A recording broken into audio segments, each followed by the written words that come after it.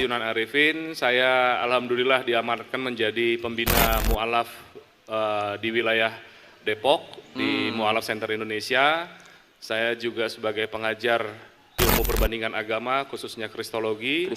Dan juga saya sebagai instruktur Ruqyah Syariah di Mu'alaf Center Indonesia. Oh, Ruqyah tadi ya? Jadi alhamdulillah saya di Mu'alaf Center sudah 5 tahun, masuk ke lapas untuk membina saudara-saudara kita warga binaan di lapas itu sudah 3 tahun. Saya mengajar di 3 lapas tadinya.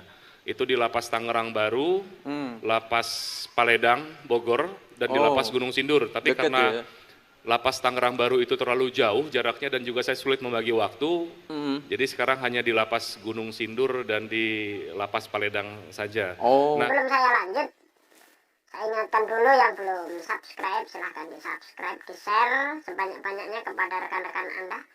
Dan jangan lupa di klik tombol loncengnya, supaya setiap saya mengupload video baru, Anda selalu mendapat notifikasinya ya.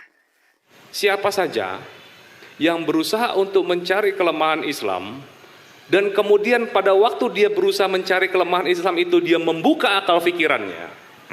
Artinya dia membuka akal pikirannya, dia berusaha untuk menggunakan semaksimal mungkin logika atau pikirannya dia tuh. Tidak mungkin tidak, dan itu sudah pasti, dia pasti akan menemukan cahaya Islam. Sudah pasti itu. Paling gampang saja, dalam Al-Quran itu ada satu perintah, dan ini banyak dilupakan oleh orang. Saya agak miris sebetulnya, ya agak miris dalam arti begini. Saya melihat kalau bicara mengenai masalah, saya kebetulan sarjana hukum, saya juga sebagai praktisi hukum, saya sebagai advokat.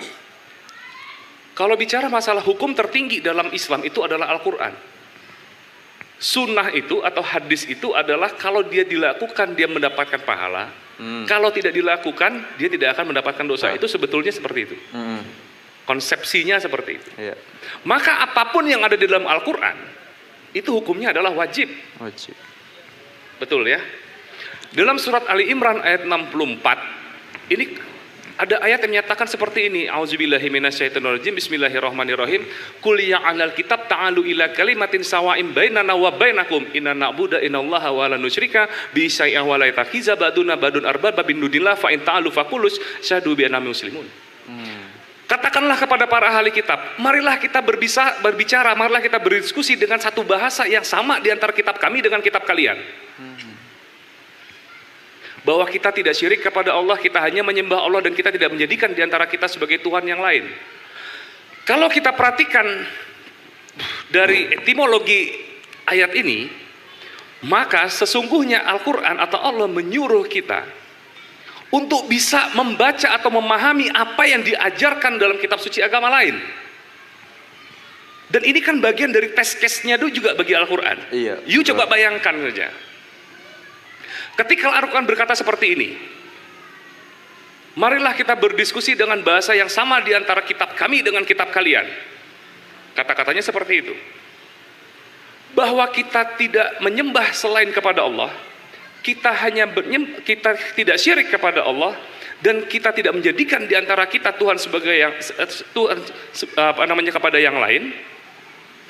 Maka sebetulnya di sini ada ujian bagi Al-Quran. Contoh saja paling gampang begini. Kalau saya tanya di sini, mayoritas Tuhannya orang Kristen siapa? Jawabannya pasti Yesus Kristus. Tuhannya orang Buddha siapa? Jawabannya pasti Buddha Gautama. Tuhannya orang Hindu siapa? Itu dewa-dewa itu tuh. Trimitra itu. Betul ya? Tapi ternyata Al-Quran memberikan ujian bagi diri dia sendiri. Ini yang luar biasa. Langsung ditantang gitu ya. Ini luar biasa. Logikanya saya balik.